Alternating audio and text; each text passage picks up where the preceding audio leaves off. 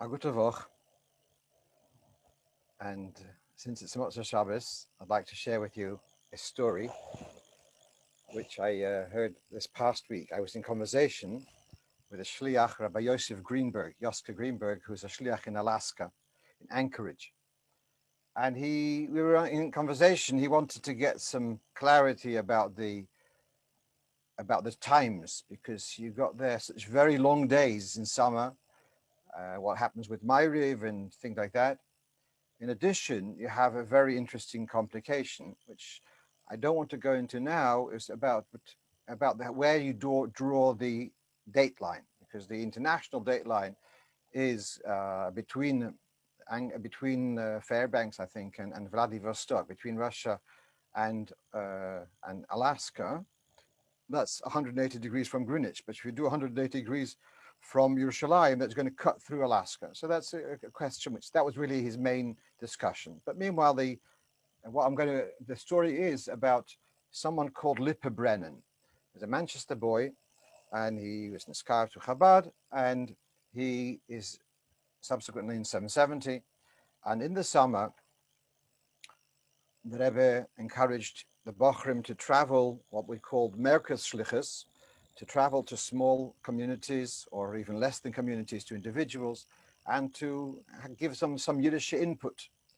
And so he was given a slot to go to Alaska. And he was going to go to Alaska with a Chava, I've forgotten who it was, and they were going to go there for 3 weeks. Now this is in summer. So now he asked Rabbi Chadukov. Rabbi Chadukov is the Rebbe's secretary, very, very close secretary. And he asked Rabbi Chadukov, who was also like the, should we say, the leader of operations.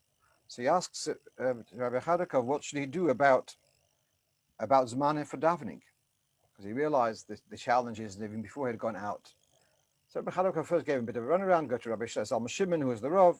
Rabbi Zalman Shimon says, ask the Rebbe. So the Rebbe said the following. I'm saying the Rebbe's Lashon. The Rebbe said they should daven the same times as they daven in Yeshiva in 770. There's haste to daven at 9:30, a Shachris, and Mincha to daven at 3:15, and Ma'ariv they should daven at 9:30 p.m. And then the Rebbe said this beautiful Lashon. I'll say first in Yiddish and then translate. If I'll daven the same time 770, says the Rebbe, wollen sie trachten von uns, wollen wir trachten wegen sie. If they will daven, they make it a point to daven the same time as 770, so they will be thinking about us. They will be thinking about the Rebbe in 770, and reciprocally, we will think about them. The Rebbe says, I will be thinking of them, which is something which all of us can take with. I just want to add just another halacha twist on this, that we all know the concept of shor zmaniyos, of hours, which become longer in summer and shorter in winter because the hours are 12th of the day. Now, in a climate, or whatever, in a place, a time where the day is 24 hours, so a shor zmanis is, instead of being 60 minutes, is 120 minutes. Now, as you all know, in summer, many fine Jews in this part of the world will daven Ma'ariv early. What's the earliest you can daven Ma'ariv? From Plaga Mincha. What is Plaga Mincha? By definition, it's an hour and a quarter before the end of the day. No, it's in a climate, in a time where the day is 24 hours, so then 1.25 hours becomes 2.5 hours. So 9:30 is exactly 2.5 hours before Chatzos, before midnight. So in addition to the idea that Rebbe says, "Mir wollen sein mit sie, wollen sein mit uns, mir wollen sein mit sie, sie wollen trachten von uns, mir wollen trachten wegen sie," you have here an interesting twist that the 9:30 is exactly the Plaga Mincha if you've got a 24-hour day, daytime. Okay, let's go now. I want to share with you the first shayla list, not terribly common, but I found it very entertaining. So here is a shliach. It's somewhere in, I think they're in Texas. So there is an expression, Shailas Chacham Chatzit Tshuva. You have a Shaila, sometimes a Shaila is from a person who's a Talmud Chacham. So already, you're on course to find that answer.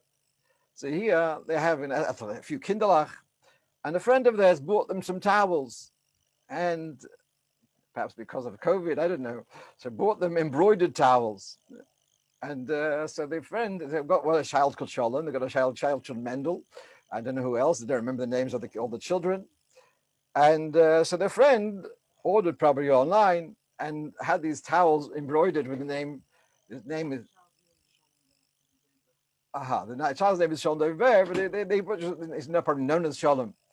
So so the father's asking Gashayla, can we use this towel in the bathroom? Because there's a din of not mentioning the word Sholom in a bathroom. So here we have, let's go through straight to the halacha.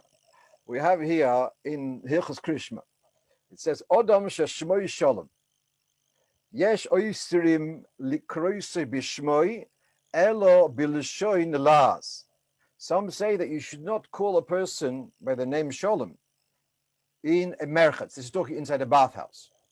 Several people are not dressed, and therefore you shouldn't be saying Hashem's name. So some say, in addition to not saying Hashem's name, Sholom is also a name of Hashem. So you shouldn't call someone Sholom. Yesh matirin. When you say,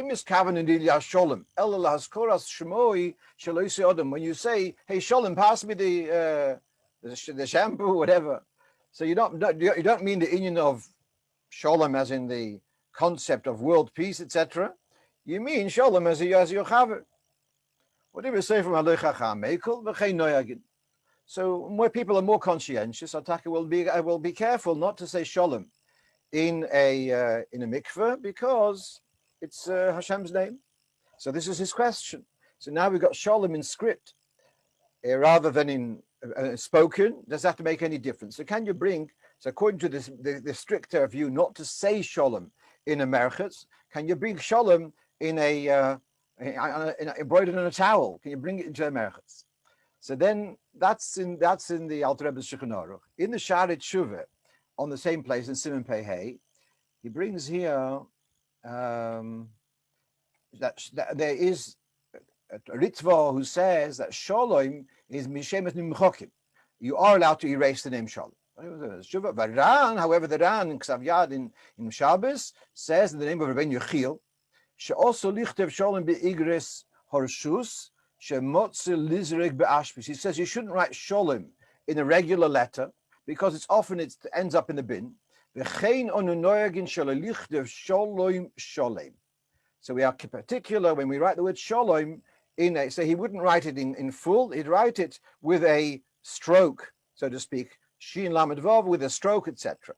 So we have here a chumrah, at least according to some Rishonim, that one shouldn't have the word Sholom in script either being put to disgrace.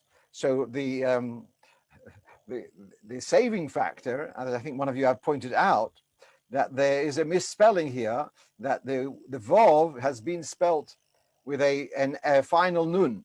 So as a result, I felt that's enough of you can be Masaymech on. It hasn't been written properly, and therefore you are allowed to bring it into the bathroom, etc. Whilst I was looking around for this, I found something very interesting.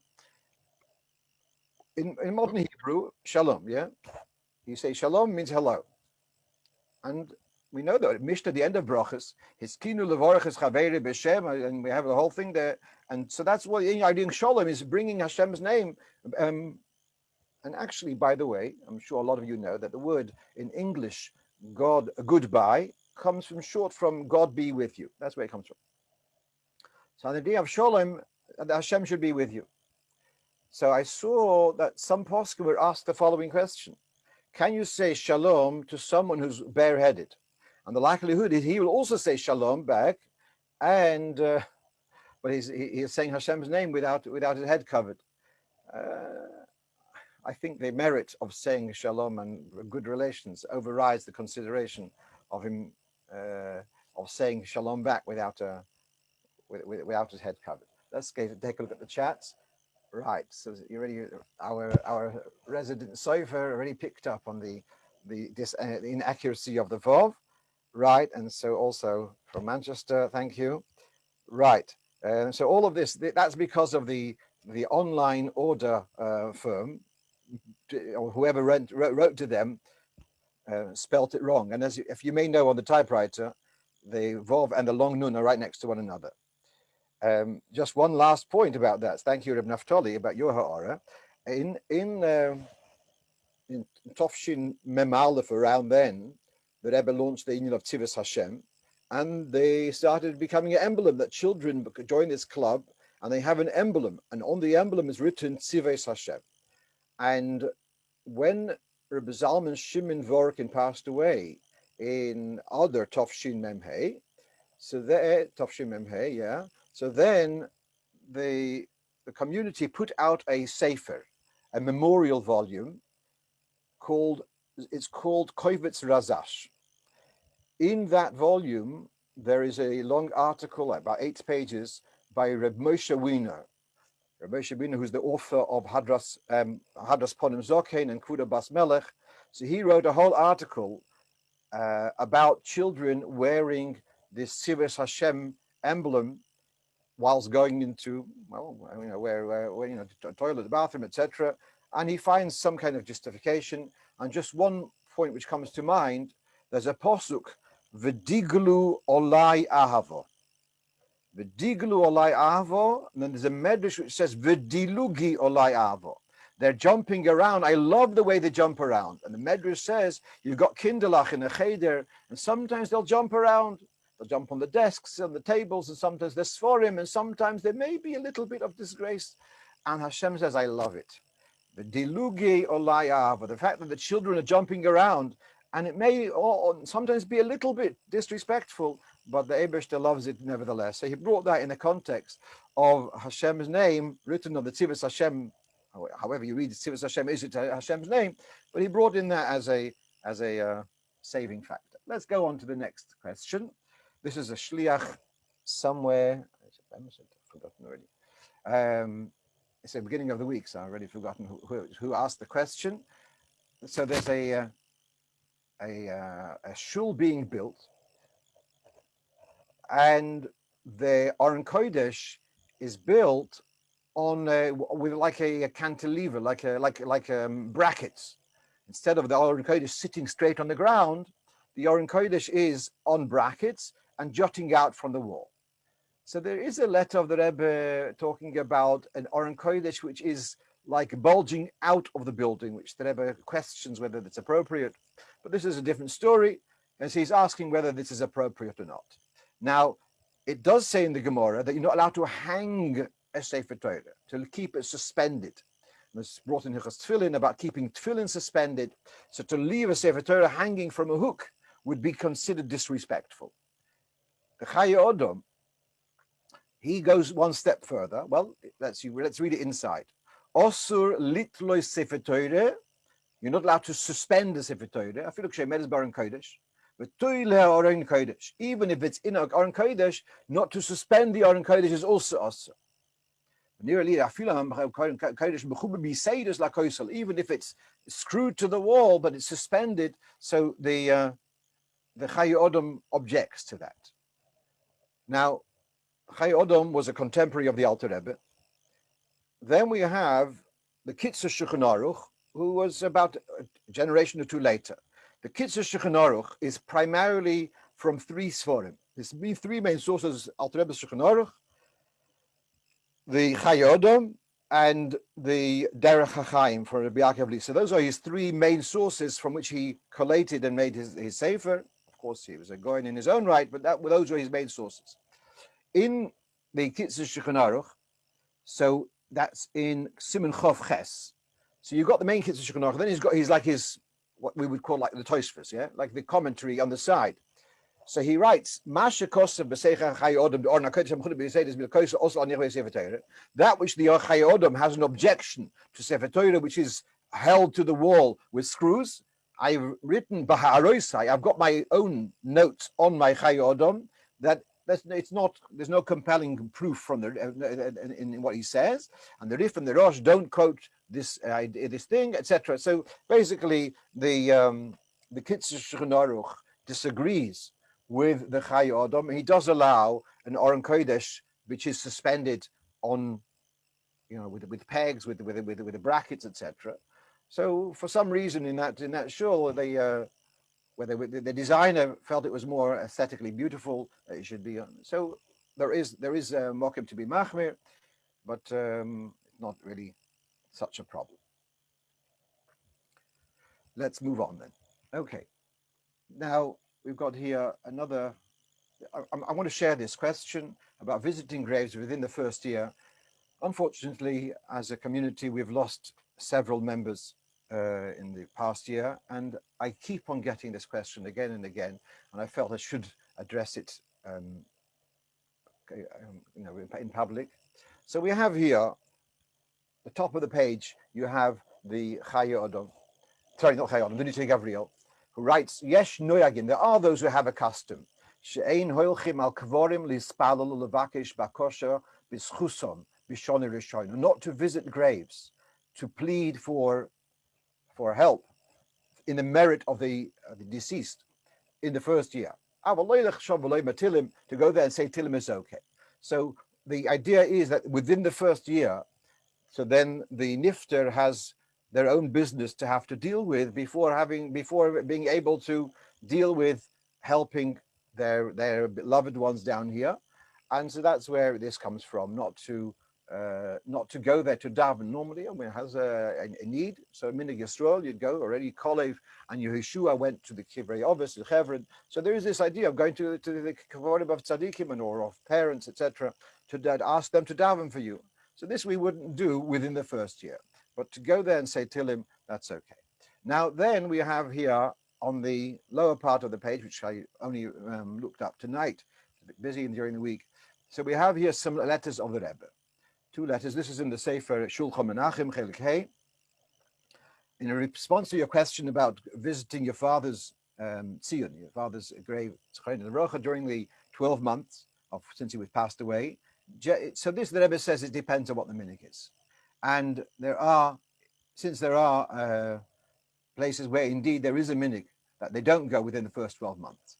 But in ein ze minhag kavua, if it isn't a standard minhag or standard objection, especially to go during Elul Tishrei, which are Yemei Rotzen, so machnish dois she'ochen yerech. It's not gefährlich to go Elul Tishrei. That's one letter, as you see. It's in Igros Kodesh Chelik Tes.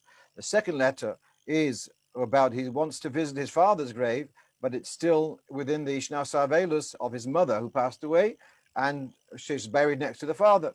So the Rebbe advises the shoyel to stand at a distance from his mother's grave, and the tefillas he should say by his father's grave. So what we're seeing here, that the Rebbe does take this minig of keeping away for the 12 months. He does take it seriously, and he doesn't differentiate whether you go there to say Tilim or to daven. So Bichlal, there seems to be a bit of a dampener, not to rush to go there. And on the other hand, if you're ready in the Beis Olam, not to go over, if you're going for some other reason went to the Beis Olam, not to go over to a parent's cave, that also wouldn't be appropriate, etc. I just want to finish off this point. We had today a beautiful Farbrengen, and one of our hosts of the Farbrengen was Rabbi Yosef Lander, who is his father's yard site is this coming week, Rabbi Moshe Lander, the Rov of Anash. So he told over that the Rebbe Rashab passed away, as we know, Beis Nisan Tov Reish Pei. That's almost 101 years ago. Rabbi Yankel actually wasn't in Rostov at the time because he was helping Rav Rafalovich, who survived and emigrated to Eretz Yisrael. But meanwhile, Rabbi Lando at the time was a single. He was a bachelor. He got married quite late in life, and his whole life was the Rebbe, and he was feeling terribly, terribly depressed. And he would go. I guess he didn't have the Nitei Gavriel. He would go to the Tzion, to the Rebbe Rashab's grave, almost on a daily basis, and he was writing a pidyon, a note. Rebbe, I have no purpose in this in here in this world anymore. I want to remain in these, he says, within the 50 amas of the Rebbe. I just want to, in other words, he wanted to pass away and be buried near the Rebbe, and he didn't see any purpose in living any longer. So this went on for a couple of weeks. And then, after about 3 weeks, the Frierdiker Rebbe, the Rebbe Rashab's son, who was his Malamokim, became Rebbe after him. So he meets Rabbi Yankel Lando, and he says, the Tate givem bamir. Und ich sagte, ich habe übergeben zu Yankel, aufhören schreiben Narrigkeiten. My father, he says, my father was with me. Rebbe Rashab another came to him and told me to tell Yankel Lando, to tell him to stop writing silly things. So Rebbe Yankel says, welche Narrigkeiten? Which silly things? So the Rebbe Rayat says to him, das weißt du allein. That's your business, and I don't have to tell you which Narrigkeiten you're thinking. Yes, so that's the story which we heard. Let's just read. Mendel Safran is pointing out is that Rebbe Machmer not to visit during the first year, even to say till. It looks like, certainly from the second letter, the first letter seems to be a bit leaving it open to minhag. The second letter seems to be, and perhaps it's to a place where there was a minhag. But I think there is I can understand that there is a reason for this minhag.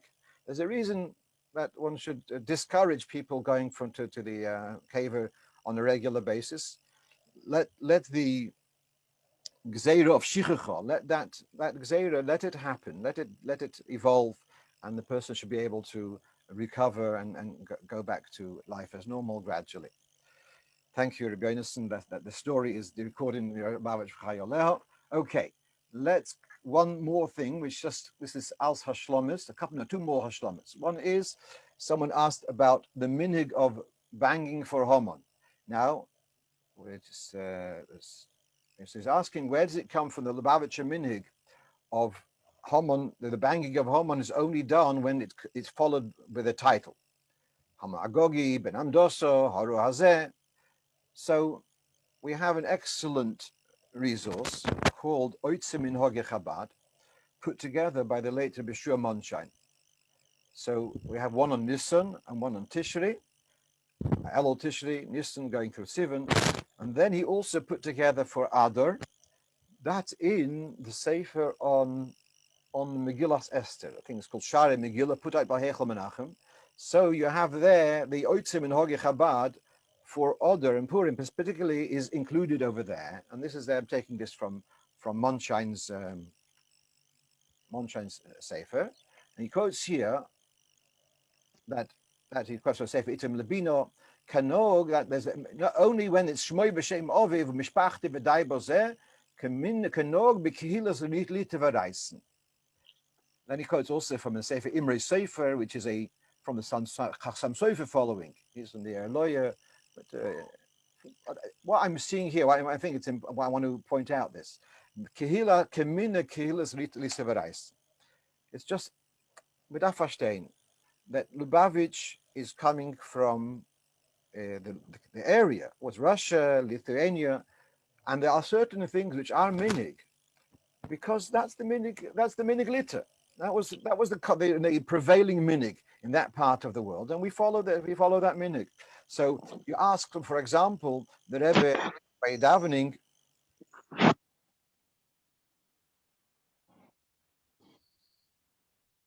Rebbe by davening used, he would bring for Shabbos morning, he would bring a Torah Tamim Chumash.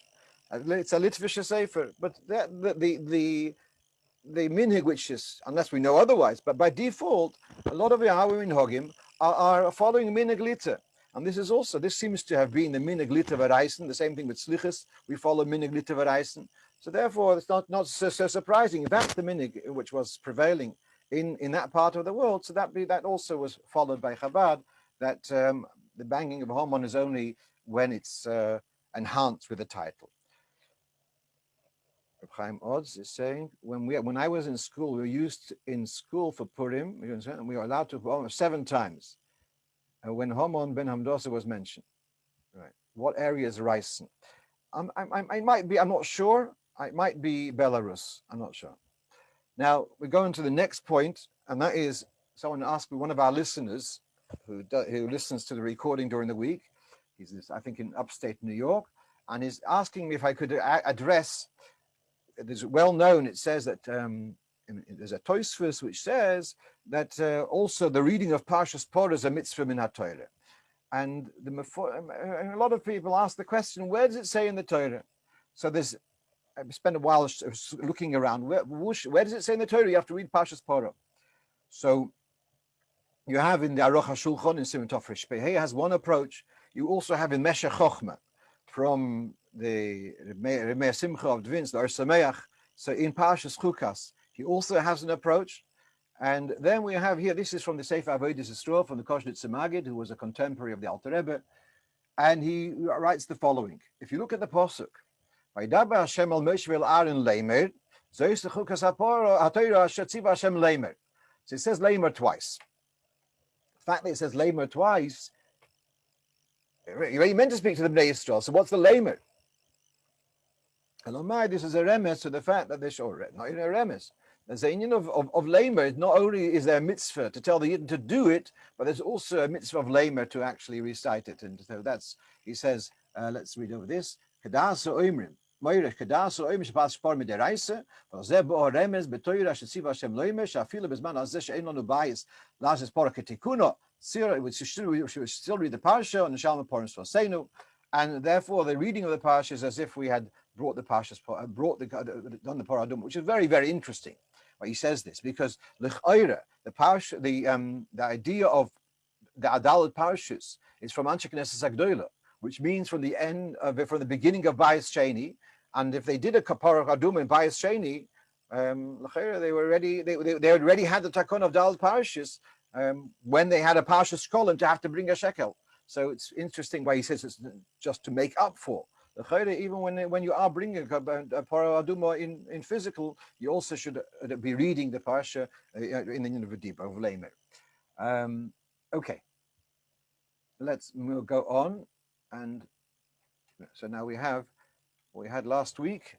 Last week, if you remember, we spoke about a doorway, which is the top is curved. And I managed to wriggle out, whatever the word is, of the problem by saying that the most of it it's quite straight. So then the Eibishter geholfen that this week someone else sends me a shaila with another archway, and now here this archway is not very tall, and if you can see where I'm pointing to, he says that over here. No, I don't. It doesn't. I couldn't work out the scale properly. It doesn't seem to be so tall. He says. The top of the straight part is actually basically just by his chest. So where should you put the mezuzah? And so I still felt that you would not put the mezuzah on the curve, and you'd have to put the mezuzah on the straight part, because once it starts curving, then already it could be considered the lintel, and you don't put a mezuzah on a lintel. Now, this question raises a very interesting point. The mezuzah is meant to be in the top third. And the Gemara in Menachos says, Ma tefillin begoiva, af mezuzah begoiva. Just like the tefillin are placed high up, so too the mezuzah should be placed high up. Which tefillin? The Rashi there says it refers to the Shel Rosh.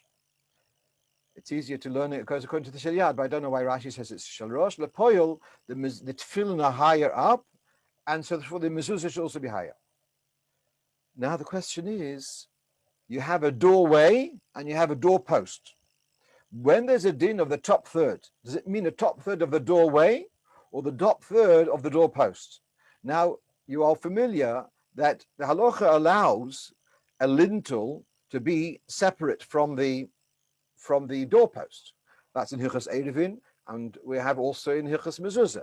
So you can have sometimes, let's say in a kitchen and a counter, and you have here a doorpost, and the lintel is all the way there, and the Shlish Elyon is in midair. The Shlish Elyon of the doorway. Doorpost is there, and I was just thinking about it. Imagine you say the tefillin have to be begoiva. What happens if the fellow's a short fella? A shorty. Where does he put the tefillin? He has to put it in the air. He has to put it on his head. Is begoiva. You have to begoiva of what he has. So the same thing mezuzah. Where do you put the mezuzah? Begoiva, the top of the doorpost. The fact that the doorway has got more space, but that doesn't help us. The door, that's the way it should be like. The only thing I said that bichlal you are meant to put the mezuzah one tefach before, lower than the lintel. The reason for that is, according to some Meforshim, it's a halachic. It's like you shouldn't come to actually put the mezuzah on the lintel, so you should lower it. When you say a curved thing already counts as a lintel, at what degree of curve, at what point do you say that? So for that, I felt that you can put the mezuzah, right near the top of the straight part, and yeah. So now, then on Friday, one of our regular listeners, sent us a photograph of his own house in Manchester, and here again we have a situation of an archway. Before I go further, I must share this with you. This is a sefer, if you can see. It's a sefer which is published all about mezuzah in English. It's written by Reb David Nissen Bressman, whom I know personally. It's a Lubavitcher man who lives in Los Angeles, and interesting why he chose to put archways on his front cover. At any rate, so here we have again a question of a doorway with an archway, and so this is similar to what we discussed last week. It's quite a tall doorway, and what I would say is that when you have a very tall doorway, there is a psak of some poskim, and a lot of us follow that, right? Pesach Gavoya, you put the mezuzah at shoulder height. So even, let's say, you'd say the full height is all doorway, I think it would be justified to put the mezuzah. So at the moment, he's put this mezuzah at the edge of the bottom of the top third of the straight part. I'd be more inclined to say to put it a bit higher. This is not very high. This is about just over 1 meter off the ground. I would say put it at shoulder height somewhere over there, which would be so even if you're going to say that the top F is part of the doorway, it's going to be Keneged HaKosef, and it won't be a Shlisha Elyon, but at least it will be Keneged HaKosef, which I think would be an improvement. Okay, let's go to your chats. Thank you. Let's one by one. May one must produce chometz matzah for lechem mishneh within 1 month of Pesach. I don't know. It's not on the agenda for today, so I'm going to have to skip that one. What about on the face of the doorway? Again, I'm not sure what the question is. Generally, the place for mezuzah is within the doorway rather than in the. In other words, you're saying to put the mezuzah up here. No, I don't think so. And the mezuzah should be within Chalal HaPesach. That's the right thing.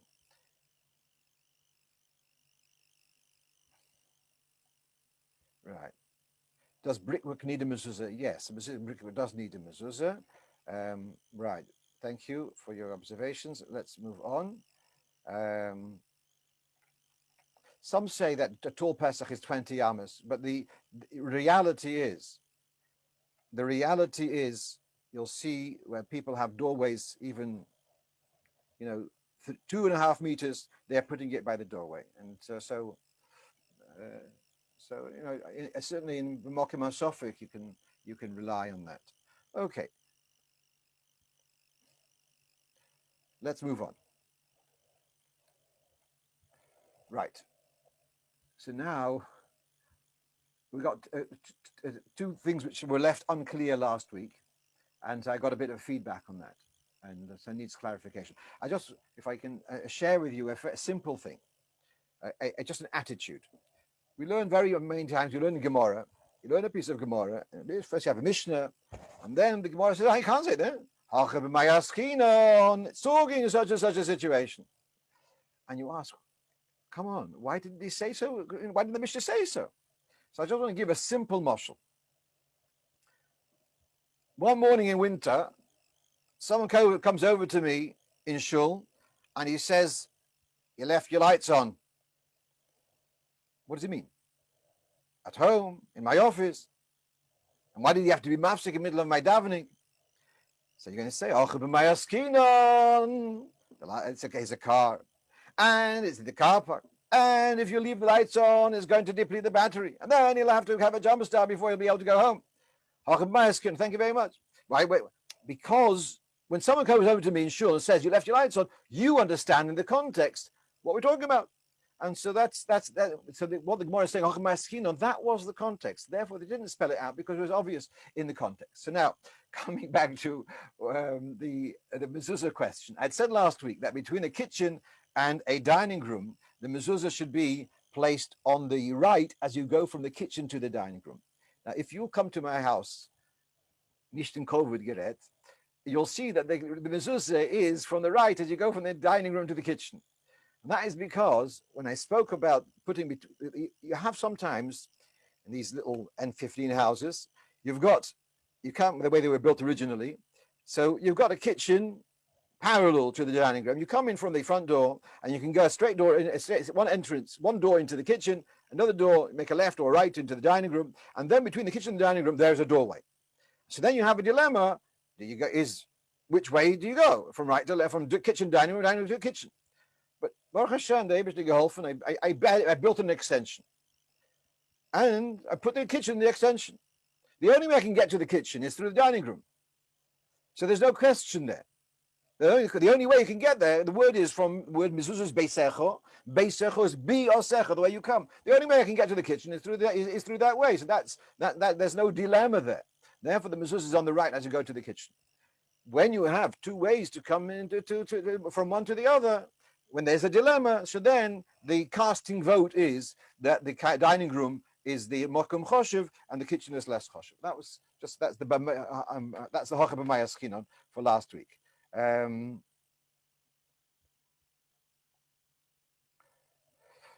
Right, you're asking about the mezuzah on the arch, like the Mancunian picture with a veil. It depends. That's a good question. It depends how much area. We went through this several months ago. We had a picture also we shared. It depends how large the area is in that foyer. If it's more than Dal Damas, which I don't know what it is, then it should be Mechayev Mezuzah. If it's less, then one could say it's all one large doorway. You're right.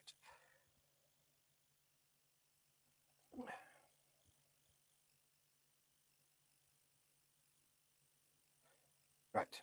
Yes, I mean, absolutely. We're talking about when there's no heker tzir, and therefore we need to go back to the priority, which is more choshev and less choshev. Let's now, one more clarification. Last week I said also something that you don't need to have an eruv with a next door neighbor who's a goy. And so one of our listeners, again from Florida this time, so he wrote me a note, and that what happened, you have to make it clear. If your next door neighbor is a goy and he has a rishus hayochid, he's got a fence. But what if your next door neighbor is a goy, but it's all open? In America, many places in suburbia, very, very open. So then you can't pass it over to the neighbor because his garden is a Carmelist. So, but again, in England, where your next door neighbor has got the same bayit vegan like you, and it's got a fence around it, then you're allowed to pass over the fence because you don't need to have an eruv. But if his next door neighbor has got an open area, then you wouldn't be allowed to pass over to him. Thank you. Yeah. Like, I'm not going to deal with the matzah thing because I wasn't prepared for it, and so enough of the stuff which I've tried to prepare. Right. Okay. So now we have here several shaylos which came beginning of the week. So someone writes to me, out of Pesach this year is on Shabbos. Is there any objection to using manufactured foods on Shabbos until the Zman and after the Zman? So, Baruch Hashem, kinderlach, and you need to give them food and to keep them entertained. So, in the Chabad, there is a general minhag Chabad to avoid using manufactured foods. And I want to just say a clarification. It's not a perfect science. This I tell Talmidim, it's not a perfect science. I use Kedem wine, and I don't use Kedem apple juice. It's the same Tzelem Rov, same Hechsher. Why do I use this and not that? Because I don't know how to make wine. So therefore, I need to use wine. I buy Kedem wine. Apple juice. Baruch Hashem, we managed to make some kind of a juice at home. And therefore, we don't buy apple juice. We make it at home or manage that, whatever. So it's not a perfect science. So we try to keep off manufactured foods during Pesach, like the minig of Nish Mishenzach. I'm not going to someone else's house for a meal. I'm not talking about achnos zorchim of people who are needy for a meal. Talking about stam for social reasons. So it's mentioned now yom nish this minig. So factory for sure is on that level of Mishenzach, etc. So we avoid the manufactured foods. But on Shabbos, Friday night until Shabbos morning, until the Zman HaYisur, no question that if that's what you need to keep your kids entertained, no worries. What I'm asked every year, or not every year, but very often, is what about after the Zman? And this is an interesting question. We have several chumras on Pesach. You're probably laughing, several chumras. It's free for all for chumras. But you've got kitnias. It mentions in Shulchan Aruch about not using dried fruit. There is a mention in Shulchan Aruch about honey. Sugar is mentioned in Shulchan Aruch. In Alter Rebbe's Shulchan Aruch mentions Rov of Anash do use sugar broadly. The Rebbe didn't. Many don't, but a lot of Anash do boil the sugar. But those are all because of the chashash of mashu. In Pesach, I mentioned last week about the anthrax moshel. During Pesach, there's no bittul b'shishim. And therefore, we are concerned even the slightest bit, and therefore we're worried about we'll go for all these chumras. But on Erev Pesach, until nightfall, until Shkia, bittul b'shishim works. So then you shouldn't have to have all of these chumras. So therefore the question is, when we have all of these chumras, do they kick in only by the Zman of Nichtsinden or already from the Zman HaYisur? That's really our question.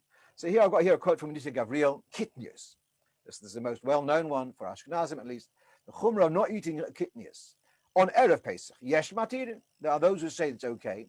The Yesh Oisrin. And there are those who say it's not okay. V'chein Yesh Lohoiris. And that's his advice, that you should not be using Kitnius on Erev Pesach. He quotes it from Yosef Chaim Sonnenfeld, the Rov of Shalayim, Shevet Alevish, Rav Wosner, etc., Minik Rabbeinu. And that's a general minik. And I just want to explain the psychology here. You're gearing up to a Pesach, and it's going to be chumras. Once a woman asked, "Do I have to be machmir till I platz?" I said, "Just stop, just before you platz." So we're going all these chumras to start cutting corners before you're going in. So mainly till the Zman HaYisur, you're eating chametz mamish. But once it comes Zman HaYisur, so I would advise to already start with the chumrah regime of not using manufactured foods from the Zman HaYisur, which is approximately 10 o'clock. We're going to have to deal with that, with the timing in a moment. That's going to be the next thing on our agenda. No, sorry, that's item 11. Well, now on for item 10.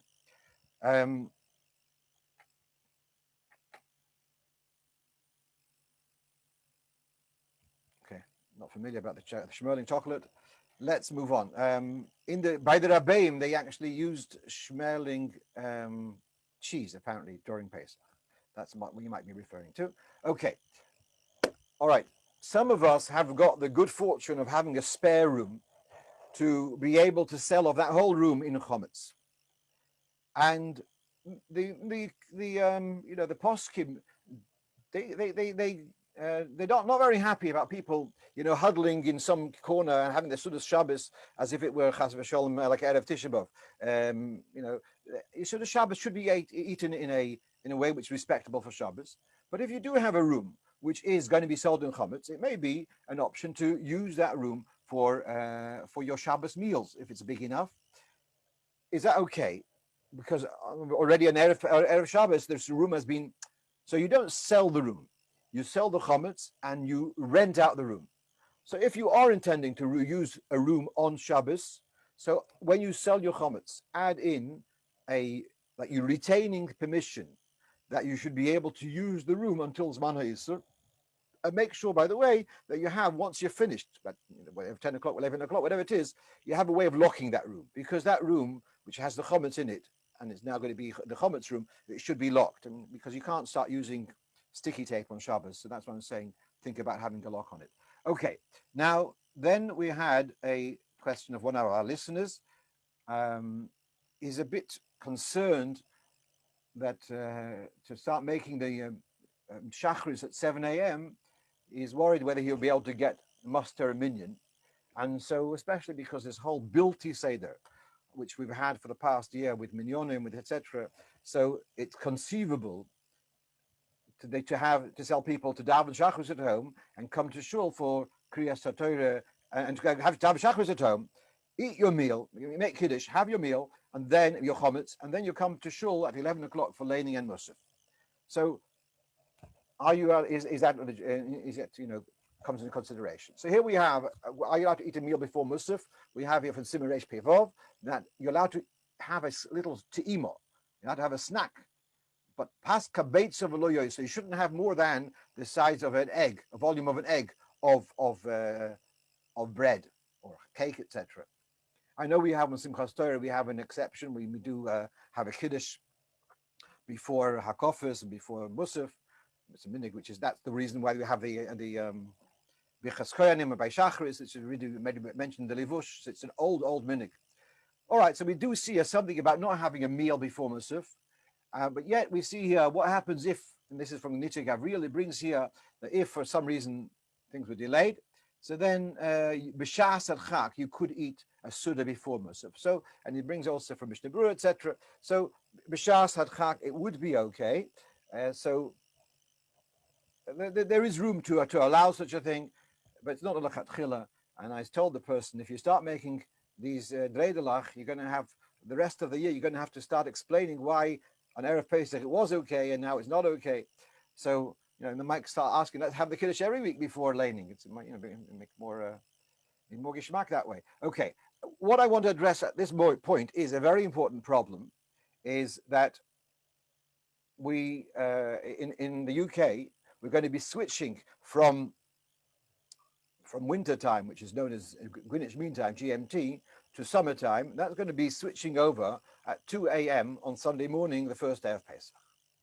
That's a major hassle because what times do you display on the calendars, etc. And now the Adas Luach, they have switched all the times to British summertime on Friday. I have a problem with that, and that is that a lot of us have radio clocks, and I don't mean the one who says, whilst you try to say Moda Ani, tells you this is BBC Radio News at 7 o'clock. I'm talking about the radio clocks, which is going to switch the time according to the radio. So you can't adjust that clock before. And so you're going to have people in their houses are going to have, for Shabbos, they're going to have the GMT. So you tell them the time, Sof Zman Achila, according to BST, but their clock is GMT. So it's going to be very, very confusing. And what I've spoken to the one who makes our Luach and others who asked me about this, I would advise, for clarity, that the Shul Zmanim, your Shul calendar, should have all the times for Shabbos and perhaps for Yom Tov also, in duplicate, GMT, BST. And then people at home will have the calendar and they will know this calendar is GMT, this calendar is BST. They will be able to at least have time for Mincha, time for whatever it may be. Have your calendars clearly spelled out, both Zmanim, and then hopefully some people will have two clocks at home, one BST, one GMT. At least that's one way of overcoming, because as I say, you can't change all the clocks before Shabbos because the radio clocks don't listen to you. That's my 2 cents to this issue. Let's take a look at your questions.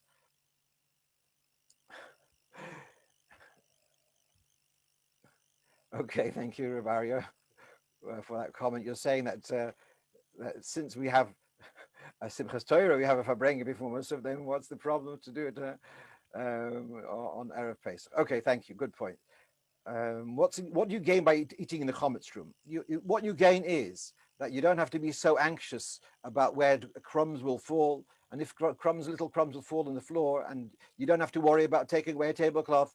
It's whatever crumbs you leave there. You're right. The crumbs which you leave there are not, they don't belong to the guy. They belong to you. Whatever you retain belongs to you. but I think that it still takes away a bit of anxiety by having your meal in the chametz room. Right. Let's move on. And that is someone from Manchester is asking. He's seen different times for the end of eating chametz. So Manchester Besden has put 9:02. Machzike Hadass has put 9:27, and Chabad has got 10:06. So very briefly, because we're running late, very briefly, you have what's called Shos Manis, which I mentioned earlier, and that's the 12th of the day. There's two main schools of how you calculate this. Is it from sunrise to sunset, or is it from dawn to dusk?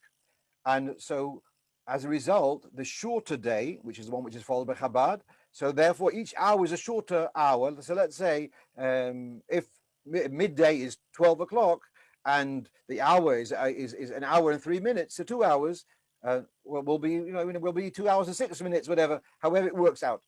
So because you're working with shorter hours, therefore from midday it goes back to, let's say in your case it's 10:06. The Machzike Hadas, they're taking the longer hours because they're taking from dawn to dusk, and therefore each hour is that little bit, another few minutes longer, it's another 12 minutes longer, and therefore their sof zman, achilas chometz, will be about 24 minutes earlier than the Chabad zman. And then in this itself, there's two ways of calculating the shos. When is dawn? Is it 72 minutes before sunrise, or is it according to the horizon? So that didn't explain to you. I checked that. It doesn't explain to me the Manchester Besdin Zman, but that's where it's coming from. You've got different ways of calculating Shos Zmaniyos, and as a result, Chabad minig is later, the other minhagim, the Veltish minig is earlier. I must add here, though, that the Rebbe Rashab was noyhig that on Erev Pesach he stopped me eating chametz about a half an hour or more earlier, because the Alter Rebbe in Hilchos Krishman, the Sisa says that you should, because our clocks are not so accurate, you should endeavor to say Krishma about 3/4 of an hour earlier before Sof Zman Krishma. So that's a message for a whole year round, as well as for Erev Pesach.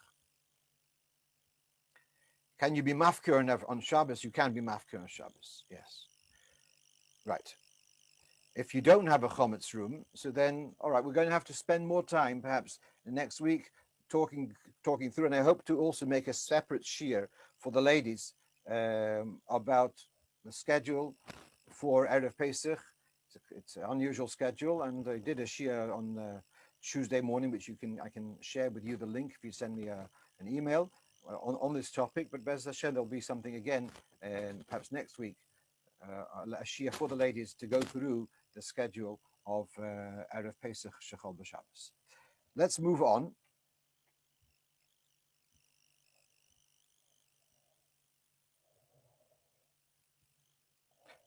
So that's point 13. When we say we don't say Kol Chamir when we burn the chametz, because we say Kol Chamir on Shabbos morning. But what about the Yehirotzen? So see, he mentions here that some say the Yehirotzen on Shabbos, and some say it on Friday, and he's going to say it both ways. And he says here that the Rebbe, the Bavitcher Rebbe, this is in the Nitei Gavriel again, he was nohig to say the Yehirotzen at the burning of the chametz. Could be the Rebbe said it on Shabbos again? I don't know. He wouldn't know either. But this is so certainly when we burn the chametz, we'll say that Yehirotzen, but Kol Chamiro will leave for Shabbos morning. All right. Someone's asking a question. I get this very often. People asking, they want to keep a shelf for chametz in the freezer. Now, I have a problem with that. My problem is that when you store the chametz, it says you have to, if a goy leaves chametz in your possession, you have to have a mechitza of 10 tefachim high. If a goy leaves his chametz in your possession, it has to have a mechitza of 10 tefachim. I don't see how you can do that in a freezer. And therefore, I really don't like this idea of having chametz mamish. You have a separate freezer, okay, it's a mechitza. The door is a mechitza, but a shelf within the freezer. So some people, they've got kidneys, so they've got chickens which were not kosher Pesach. That I'm okay with. But to have mamash chametz, a shelf with bread within a freezer, even if it's wrapped up, I'm not very happy about that because of that din of mechitza of 10 tefachim. Right, almost done, and that is, we have here in point, that was point 14, point 15. At what time is the chametz sold on Friday? I'm still negotiating. I would like to sell the chametz about midday. The issue which I have is that there are shops and which sell chametz. And there are people who are starved from chametz because at home is all Pesach dik, and so they're going to these shops, whether they are eateries or groceries, and they want to have their last piece, their last joint of chametz before Pesach comes in. So for the shops, there is obviously an interest to be open as late as possible. On the other hand, we want to sell the chametz, and they're also from Yidden, Baruch Hashem. And so I haven't really confirmed, but I would like to sell the chametz around midday, perhaps 1 o'clock, around then, and hopefully we manage to do it that way. Kadas v'kadin. We don't want to sell the chametz under pressure, and perhaps I mentioned this before. The Rebbe Tzimchana writes in her memoirs how she describes the Rebbe Leivik selling the chametz and the tension which he was under until the chametz was sold. I think I mentioned last week. So I want to do it properly, so not in a rush, and she shouldn't be late in the afternoon. Chas v'shalom, it should be done in good time. Finally, someone asked me to address that we've got whilst UK citizens are not welcome in United States at the moment. As I found out this Monday morning, I tried to go there and they were stopped at the airport. But the other way around, American people in America are able to come to England. But they are expected to go into self-quarantine and to have a self-test. And what happens on day 2 and on day 8? What happens if that's going to coincide with Shabbos and Yom Tov? The actual test, that sticking that swab inside your nose and inside your throat, I don't see any problem. It would be mitzvah, but it's not very comfortable. But I don't see any serious objection. I don't know whether you have to put it in a liquid. I don't know enough detail. But the actual swab, perhaps you could do. But apparently, you can do it a day before. I checked up on the website. It was a bit of a steer between one paragraph and the other.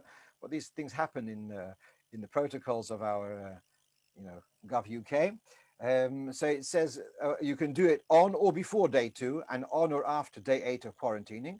So if you have any shilas, so then if you could avoid doing it on Shabbos Yom Tov the day before or the day after, and so l'chayra you'd be able to get away with it that way and avoid the shilas. Okay, we finished our.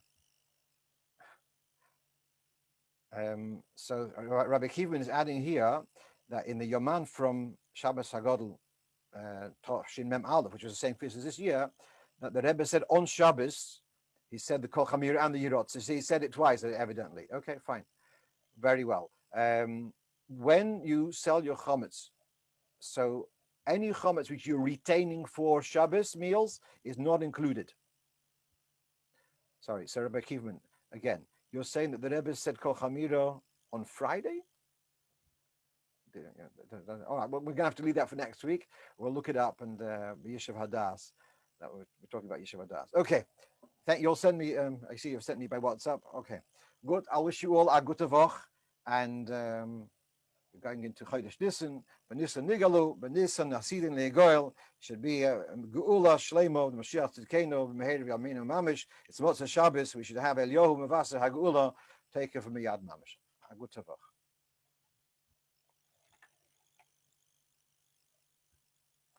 I can how to unmute everyone.